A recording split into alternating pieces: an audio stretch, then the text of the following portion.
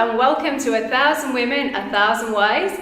I'm Jennifer and today my guest is Julie, and we're going to be talking about her journey towards using sperm donors. When at 30, she thought she had everything on track, as we like to think we have and we like to plan. She had the boyfriend with the big future, with the wedding ring. She had a great career, she had the house, and then at 30, things changed. Hi Julie, and welcome to the show. Thank you very much for having me. You're so welcome. You have a fantastic story, very inspiring story. Oh, thank you. But yes. So at 30, you thought the fairy tale was here? Yes, I'd been with my boyfriend for 8 years and I thought, I want to marry this guy, we're going to have children. And it worked out that at 30 he decided he didn't want to get married and have children, even though we had travelled the world together, and he said he wasn't interested. So I was like, oh, okay then, well, I want to have children, so I will, we'll end the relationship and I'll find someone else to have children with. So that all finished up, and then, that was when I was 30, and so over the next few years I just didn't meet anybody properly. Like, I met a few people, had a few relationships, a bad relationship thrown in there as well. And when I was 36, I decided to, with the teaching, you can do a thing called salary sacrifice. And so I decided to salary sacrifice my pay over the next 4 years, just in case if I didn't meet anybody, then I had a backup plan and then I could go and have children on my own. So, I signed on the dotted line when I was 36, and then that came through when I was 40. And so just before I turned 40, I decided that I needed to go to a fertility clinic, and you can go to a fertility clinic and you can then apply to have a sperm donor, and if you do that they then send out you some profiles of some different people, and you can choose, and then you can go through the process of either artificial insemination or IVF, depending what your needs are. And how hard was it ending that relationship? And did you have regrets as you got to 36 and you started to make plans because you really wanted children? Did you think, I wish I'd stayed? Or you were so sad? I didn't. I don't even think I had the choice to stay, because it was that relationship was over, and he wasn't willing to move forward, I think, with us. And I was very sad that didn't work out, because I thought that was my one, that I was going to stay. So that was very, I was really upset about that. And then it was just like, well, you've got to take these decisions yourself in your own hands. I mean, what if, it hasn't worked out? I'm glad I did, because otherwise I wouldn't end up having my two beautiful children. And so the desire to have children was greater than staying in a relationship where there wasn't the possibility of having children? No. Perhaps some people would choose to stay. Well, they probably would choose to stay. I reckon the relationship, if I had chosen that at the time, probably only would have lasted probably another year anyway. I think it would have dissolved anyway, the relationship. Now, in hindsight, looking at it, he would have moved on anyway.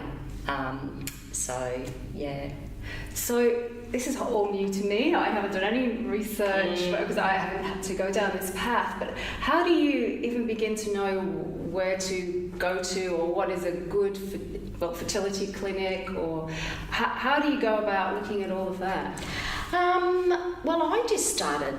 I just rang fertility clinics in Google. And basically, I just Googled them, and then I rang them, and then, I started ringing around and asking them about, looking for a sperm donor. And of course, you have two options. You can either go for unknown or a known. And if you go for a known donor, then you can go through a clinic. And even if you go through a known donor with a clinic, they can still claim parentage on the child, even if they sign off. So that it's really grey area, and you've got to be really careful about that. If you go for an unknown donor and you go through the clinic, then I think you're going to be fine. They can't claim parentage because they've already signed off on their sperm. You don't even know them. There's a whole load of laws protecting you. But your children can then try and find them at 18 if they want, and they can go on a voluntary sperm donor registry so that your children have the rights to access their biological history. So that's good. It's so unknown, but have the possibility of being known when the children are 18. Yeah, because they have the rights to that. Yes. Which is, in some of the shows that I've seen on Insight and stuff from the, children of donors in the 70s were completely unknown. They can't even find their biological heritage. They want to find that. So they have those rights to find it. So it's a massive topic. So why do you think it's so important for a child to know the father, where they came from, when it's age appropriate? I just feel that, just things about your body. You can look at your body and you look at your hands and go, that's not my mother's hands, or they're different, or just the way that they are, characteristics. Yeah, and little sort of facial expressions and things like that, which I guess is the same as, going back before sperm donors was adoption. It would be the same thing. Yeah, it is the same thing. And we do have, I think the kids do have the right to find out who that person is, what they look like, because you don't get a photo when you get sent your, when I got sent the criteria of the donors to choose, there's no photo. What do you get? It's kind of like a shopping list. Yeah, it's sort of, I think it was their height, their eye colour, their background, their education. It's quite basic on what you do get. Does it have, because I can imagine some people might want to know, does it have an attractiveness scale? Can you? No, it's just random. I'm going to see what the finished product is. No, well, here in Australia, here in Perth with the unknown donors, that was what happened. But in America, you can buy sperm that does have photos, and the photos of the children, of the sperm donors when they were children. Oh, okay. And I think I think you can import that sperm to Australia. It's really expensive. I don't know, you might be looking for $1,000 or something. I think it's pretty expensive to get. Okay, so then that's because it comes with a photo. Yeah, and I think and also too, it's coming internationally as well. There's a lot of... I suppose it has to be, was it cryogenically brought over or something like that? Wow. So which way did you choose to go, unknown or known? I went with unknown. Yeah. So, which I'm really pleased about going with unknown. Both my children are from the same unknown donor. Yeah. And what are the costs going into this? I think for artificial insemination, you're probably looking around about maybe $1,500 to $2,000 a go. Yeah. And then if you're doing IVF, $10,000 a go to sort of do a full harvest of your eggs and then get them fertilised and put back. Okay, so did you have to have IVF as well? Yes, so it's quite a complex procedure. Yeah, so I've done artificial insemination, and then when that wasn't working because I was 39, I then moved to IVF, and I fell pregnant IVF first time with my daughter, which was fantastic. So I was so thrilled with that, especially after failing so many artificial inseminations. And then I had some frozen embryos. And so once I had Katie, and I decided then that I'd like to go back and have a brother or sister for her, I then used the frozen embryos, and then that didn't work, and then I went back to IVF, and I did IVF again, and then that took me quite a few attempts, because I was 42 then, to try and fall pregnant because of my age. And so age is just such a big factor when it comes to going through IVF, especially with your own eggs. So when you're 35, so when you're about 35, you've got, you're sort of plodding along, and then your fertility takes a little dive, and then you sort of get to 40 and it plummets. So right after 40. And by the time you get to 45, an IVF clinic won't even take you because your chances of falling pregnant with your own eggs is 0%. Right. So they won't even look at you. And so it just really, so I felt like, trying to fall pregnant with my son, I was really running against every single month to try and get pregnant, because I just knew that each month it's just dropping off more and more severely. And so to anyone that wants to go and have children on their own, earlier is better. Yeah. And don't wait till 40, because I had in my head 40, yeah, that's fine, all the celebrities get pregnant at 40, everybody, that's fine, I'll just wait, yeah. But no, that's not the reality. You get to 40 and you are already starting on a back foot with your fertility. I suppose especially if you plan a second child. If you want a second child. Yes. So, if you're thinking about it, I would get cracking at 35. Okay, mental There we go, get going. So how many attempts at just insemination with your daughter did you go through before you decided, okay, I'm going down the path of IVF, and luckily I think 6. 6 times, okay. And can you sort of walk us through the procedure, not in depth, but what it felt like? What was it like? What did it feel like? How did the first time you're going in? What's going through your head? Oh, I hope it works. I hope it works. It's a pretty simple procedure. So all the sperm is cleaned. They've got clean sperm. What does that mean? So that means they wash the sperm. So they wash all the sperm out, because they insert it straight into the uterus. And so therefore it doesn't have any of the natural barriers of when you're having intercourse. Your natural barriers will kill off, a lot of sperm, all the dodgy ones. And so it doesn't get to the uterus. Whereas so you've got to only have clean, washed, good sperm going straight into the uterus. Right. And do they just inject it? Yeah, they insert a catheter. Oh, Yeah, okay. and then they just have a needle and they just insert it straight in. And how long does it take? The procedure doesn't take very long, maybe half an hour, but you've got to lay down for 20 minutes. So 10 minutes, less than 10 minutes. So I go in, insert it. So kind of like sex. Yeah, so I go in, insert the sperm, there you go, you lay around for 20 minutes, and then, and then you jump off and off you go, and then you have to wait for 2 weeks to see if you're pregnant. So it's kind of like just like you would do it normally. Yeah. It's not as much fun. No, definitely not. Something missing. But I guess it's even if you're trying for a baby, naturally. Like I remember when I was trying with my boys. Well, they're now boys. Is they say put your knees up and holding the sperm, those sorts of things. Just had to lie down for 20 minutes, just not get up straight away, and that was it. Wow. And then then you jump up and go home. You're like, okay, wait for the 2 weeks and the 2 lines on the stick. Yeah, and then you go and get a blood test. Okay. So they give you a blood test straight away. Like the first day that your HCG would be registering, then you can go get a blood test, and then you'll come back positive or negative. Brilliant.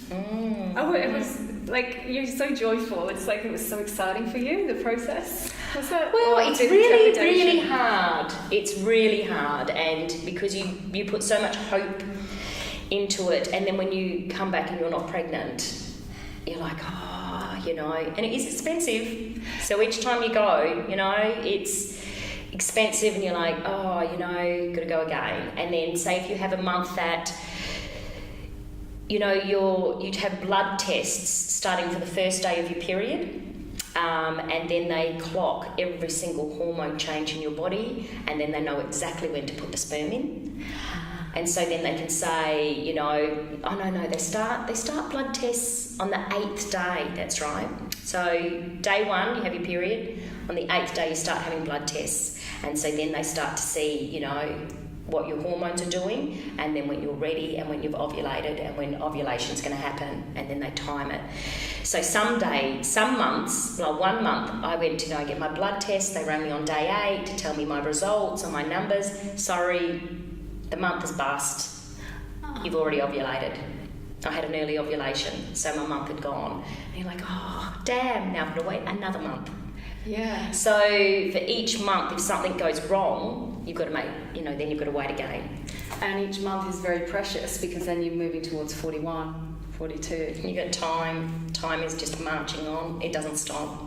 Yes. And so, you know, you feel desperate with the fact that, you know, the time is going. And until I got into doing all the fertility and the IVF, I didn't realise how important my age was in regards to just my risk factors in, you know, having a baby, and also, you know, in actually being able to get pregnant.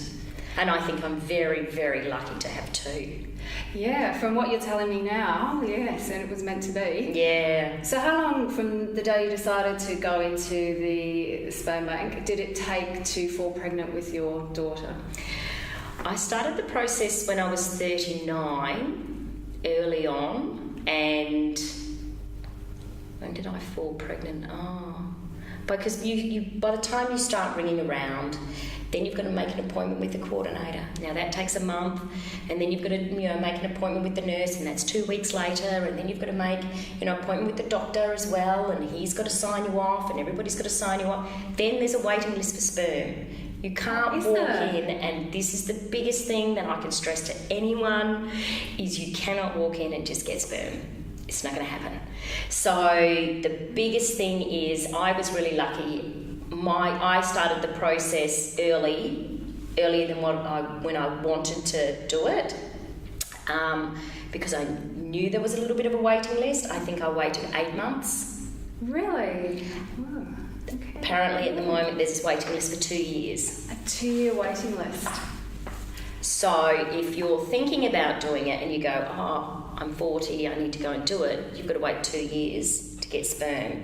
You're 42. Yes, so tick-tock, tick-tock, tick-tock. It really is. And it really is. And you can't just walk in and get the sperm. You know, it just, yeah. So there's a shortage. Yeah.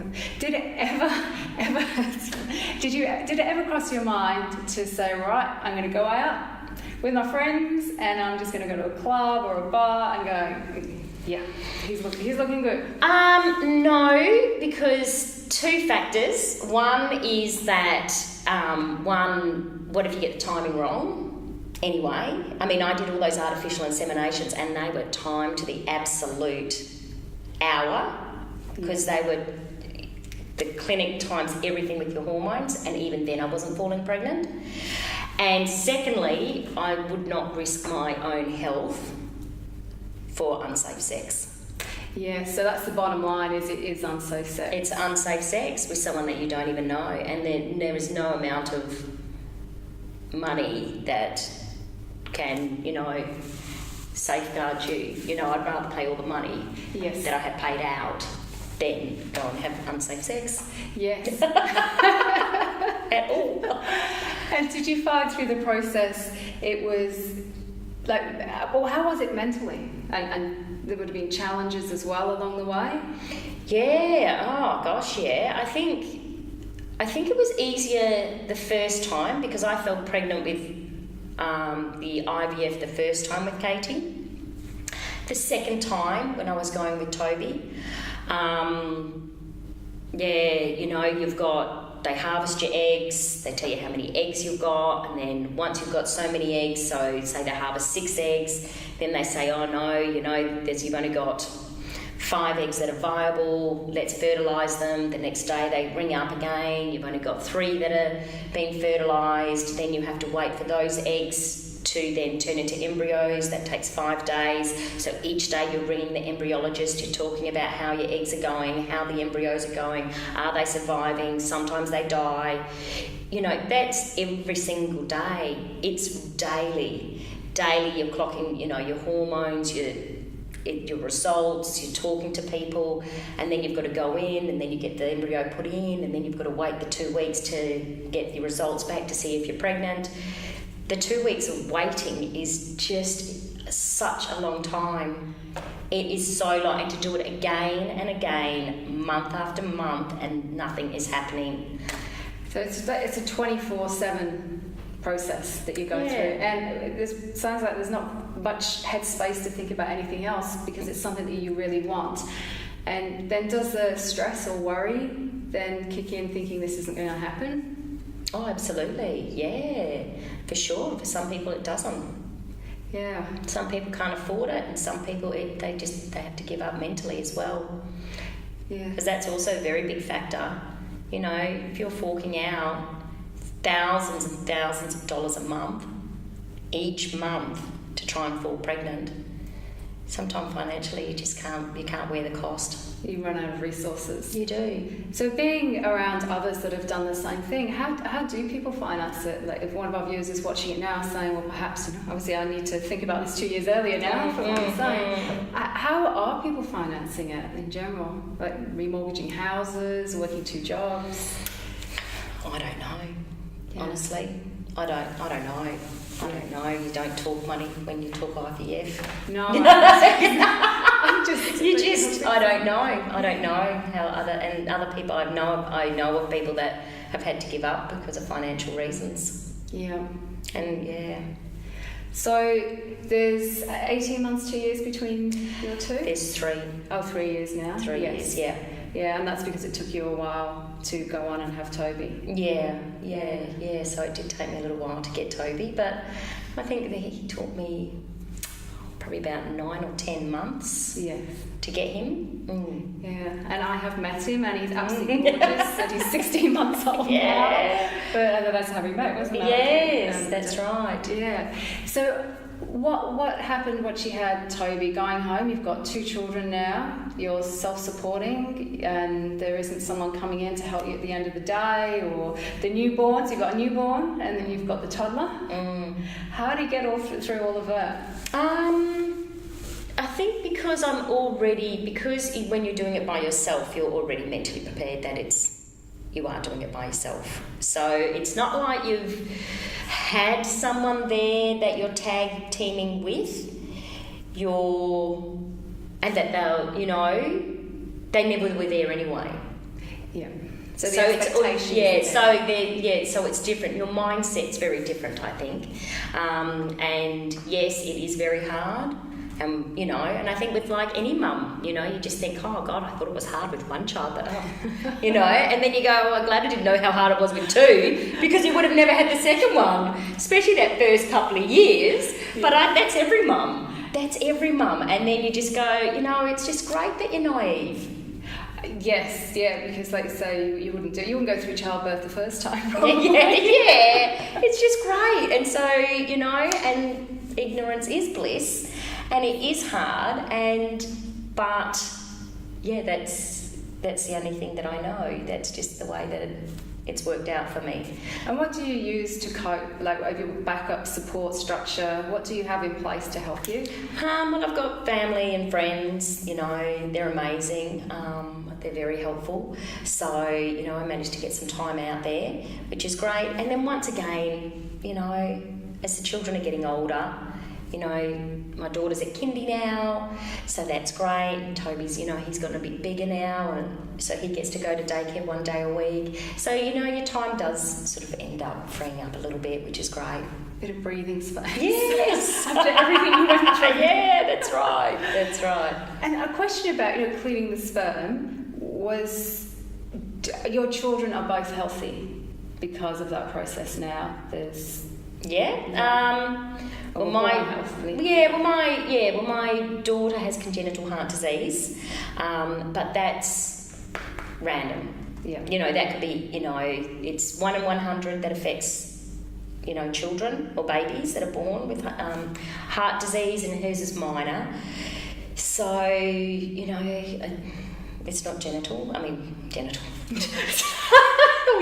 Congenital. I mean, I was talking about genetic. That's what we're talking about.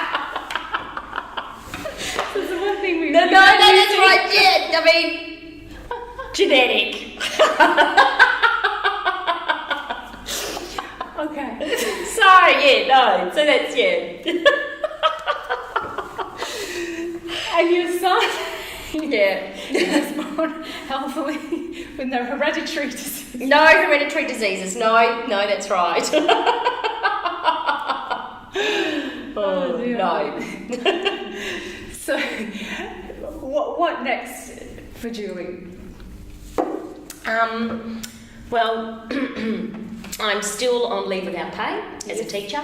So that plan that you set up when you were 35? Yeah, Yes. 36. 36. Yeah, so that's all over now. You know, my salary sacrifice scheme, I've used that. I used that with Katie. Yeah. And then now with my son Toby, you know, I've still taken the time off, which has been fantastic.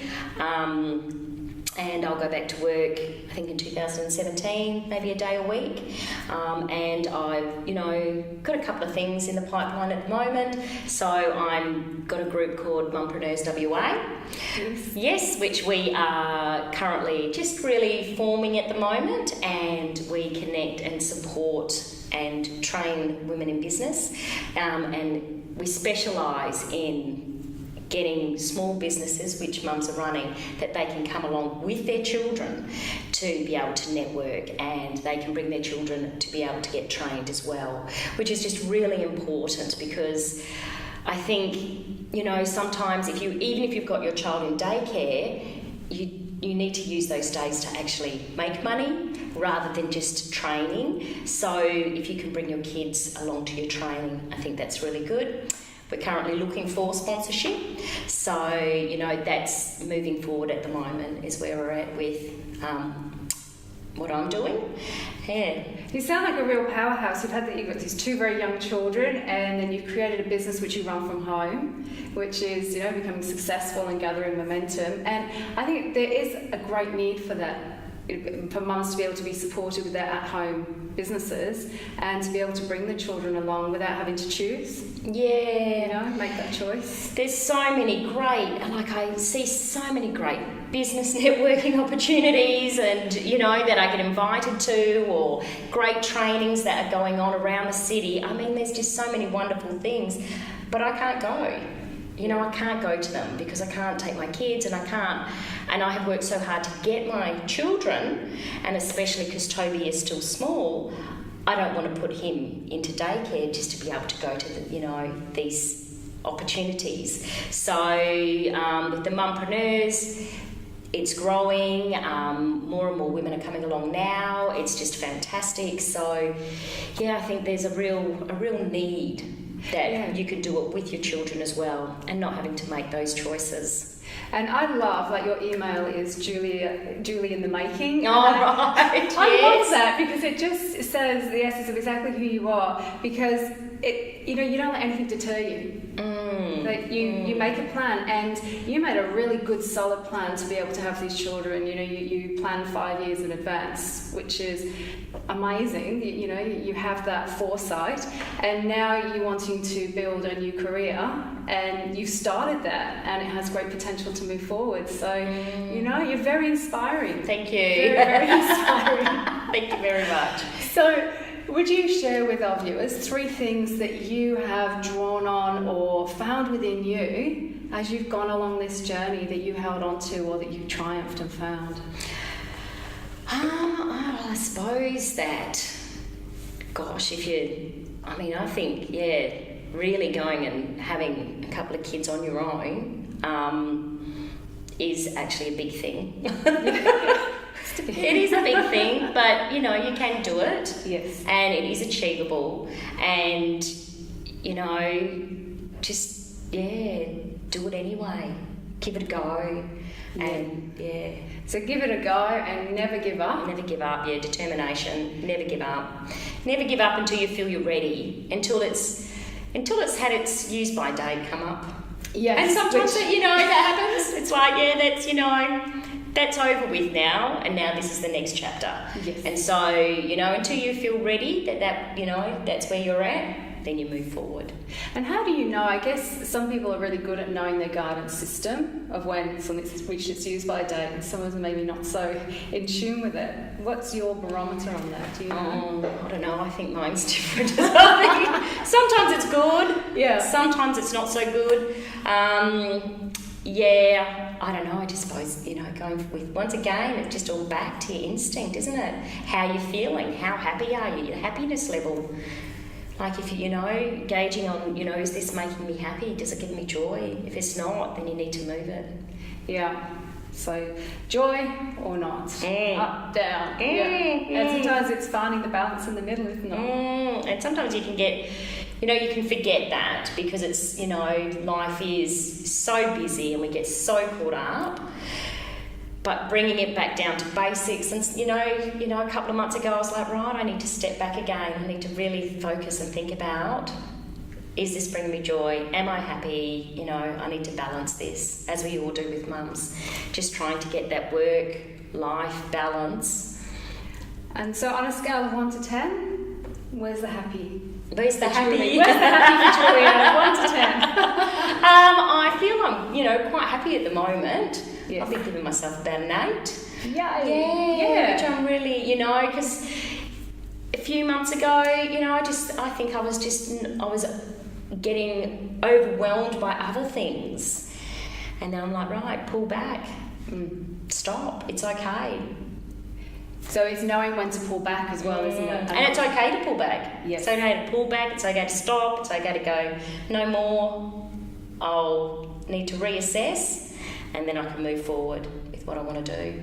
So being smart about what you're able to do, what your ability is. Because sometimes I think our minds think that our bodies can go a lot faster and do a lot more, perhaps. Oh, yeah, and you just get tired and grumpy and, and just being tired and grumpy makes you tired and grumpy at your kids. Yes. And that's not fun, Nobody's having fun. No, when mum's tired and grumpy and overworked. So they're all undercover. No. So you just need to, life's too short to be able to, keep just plugging away at other things that you think you should be doing. Yes. It's that I think I should be doing this, this and this and this. Is it really that important? Maybe we should just stay home and go at the back and play on the swings. Yeah, and then you come back refreshed and much more productive. I think so too, absolutely. It's getting rid of the should. I should. It's like a big stick, isn't it? Yeah. It's like, but everybody else, especially on Facebook, everybody else looks like they're doing it. Don't they? Everybody else looks so successful. Yeah, Yes. and they're busy and they're doing so much, and it's And they've got so many likes. What happened to my post? It's that Facebook algorithm. Yeah. It's like, okay. So play in it, but don't be in that way. Yes, yeah. Well, I wish you all the success with Mompreneurs, and I think it will be a great success because everything that you do is so well planned, and you always get what you want. Yeah. Yeah, well, not sometimes. Well, that's right. I didn't get the husband, but that's all right. I didn't get what I want there, but that's okay. Yes. That's all right because I've got the children, and that's the. And there's always possibility. You don't know what the future holds. Absolutely. Well, thank you so much for coming on. Thank you so much for having me. You're very, very welcome. Okay, thank you. And so that was Julie's story, very entertaining as well as very informative. So you can go to our website for more information, www.1000women1000ways. We've also got a chat room if you'd like to connect with us and discuss Julie's story and share your own. And we will see you next time with another amazing, inspiring story. Thank you.